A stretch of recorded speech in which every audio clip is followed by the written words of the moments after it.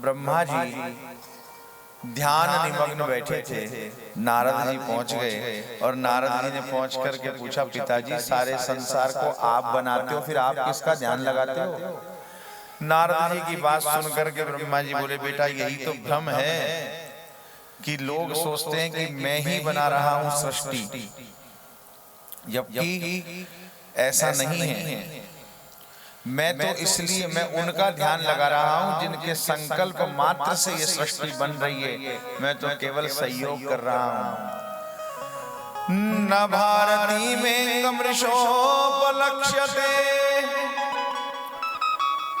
न वै क्वचिन में मनसो मृषाम गति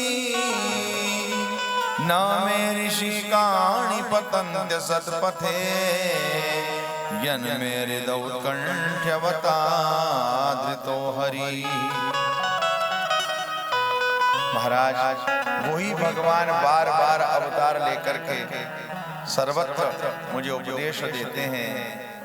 ऐसे भगवान का मैं स्मरण करता हूँ, उस कारण से मैं कभी पथ भ्रष्ट नहीं होता और पदच्युत भी नहीं होता हूँ।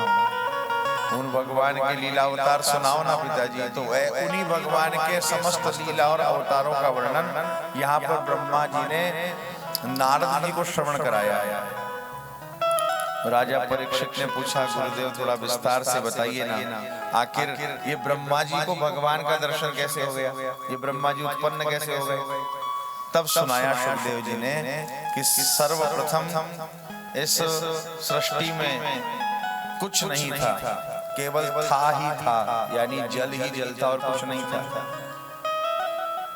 तब भगवान श्रीमन नारायण जो परम पुरुष हैं, उन्होंने प्रकृति में विस्तार की विचार किया और उसी पुरुष जो शयन करता है वो पुरुष जागे, और जब पुरुष जागे परम पुरुष यानी भगवान, तो उन्हीं का एक नाम हुआ नारायण। जल में शयन करने के कारण, जल में अपना निवास स्थान बनाने के कारण वही हो गए नारायण। और भगवान नारायण की नाभि कमल से ब्रह्मा जी उत्पन्न हुए। ब्रह्मा जी ने चारों ओर देखा तो उनके 4 मुख हो गए। शिव पुराण में तो वर्णन है कि पहले 5 मुख थे, फिर एक मुख काल भैरव ने काट दिया। भगवान ब्रह्मा जी ने असत्य भाषण किया, कल्प भेद प्रसंग है, उन्होंने असत्य मिथ्या बोल दिया, इसीलिए उनका एक मस्तक, झूठ बोलने वाला मस्तक विदीर्ण कर दिया गया। और ये बात शिक्षा में कही गई इस प्रसंग में कि भाई कभी भी असत्य मिथ्या नहीं बोलना चाहिए। झूठ बोलने वाले का परिणाम यही होता है, गर्दन कट जाती है।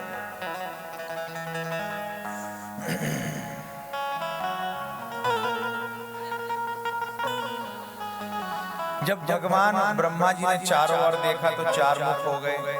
सोचने लगे मैं कहां से उत्पन्न हुआ हूं, तो उसी कमल की नाल में प्रविष्ट हो गए। और प्रविष्ट हुए हुए अनेक वर्षों तक जाते ही रहे, लेकिन इनको कहीं छोर पता नहीं लगा।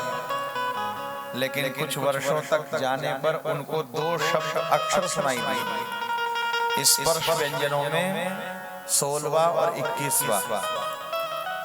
स्पर्शेषु यच्छोडश में कविंशम निष्किंचनानां नृपया धनम विदुः। 16वां और 21वां देखो, क से लेके म पर्यंत स्पर्श व्यंजन कहलाते हैं। कैसे कबूतर और मैं से मछली, यहाँ तक जो भी हैं वो सब वर्ण, क ख ग ग ण आदि सब वर्ण स्पर्श व्यंजन कहलाते हैं। इनमें 16वां है त और 21वां है प, तो इनको 2 वर्ण सुनाई दिए, त प।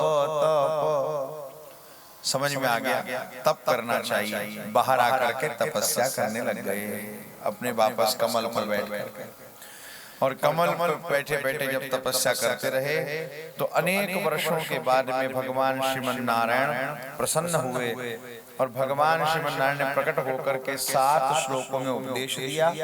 उनमें से प्रारंभिक 2 श्लोकों में महिमा भूमिका कही, अंतिम एक श्लोक में उपसंहार आदि प्रकरण उपदेश का किया और मध्य के 4 श्लोकों में सारा ज्ञान दिया, इसलिए वही कहलाता है चतुश्लोकी भागवत। बोले तो भगवान ने श्लोक है 7, लेकिन कहलाती है चतुश्लोकी। क्या कह रहे हैं भगवान? ज्ञानम ज्ञानम परम गुह्यम में यद विज्ञान समन्वितम सरहस्यम तदंगम च गृहाण गदितम मया, गृहाण गदितम मया। अहमेवास्मेवाग्रे नान्यत् सत्सत्परं पश्चादहं यदेतच्च यो वशिष्येत सोऽस्म्यहम्। हृत्यर्थं यत्प्रतीयेत न प्रतीयेत चात्मनि तद्विद्यादात्मनो मायां यथा भासो यथा तमः, यथा भासो यथा तमः। यथा यथा महान्ति भूतानि भूतेषु चावचेष्वनु प्रविष्टान्यप्रविष्टानि तथा तेषु न तेष्वहम्, तथा तेषु न तेष्वहम्।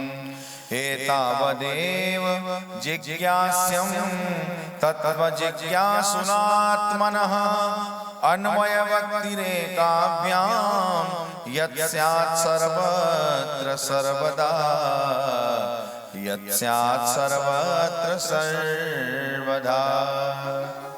ऐसे 4 श्लोकों में उपदेश दिया। पहला श्लोक आत्म तत्व बोध का है, दूसरे श्लोक में माया के स्वरूप का वर्णन कर दिया, तीसरे श्लोक में जगत के स्वरूप का वर्णन कर दिया और चौथे श्लोक में जिज्ञासु का वर्णन कर दिया। ऐसे 4 श्लोकों में उपदेश दे दिया पूरा। और क्या गजब की बात कह रहे हैं भगवान? अहमेवास्मेवाग्रे, पहले मैं ही था। अहमेवास्मेवाग्रे, इस सृष्टि के प्रारंभ में मैं था, सृष्टि के मध्य में जो कुछ बनने वाला है ब्रह्मा बेटा वो भी मैं ही हूँ, और सृष्टि के नाश के बाद, सृष्टि के संहार के बाद जो कुछ शेष रह जाएगा बेटा वो भी मैं ही रह जाऊंगा।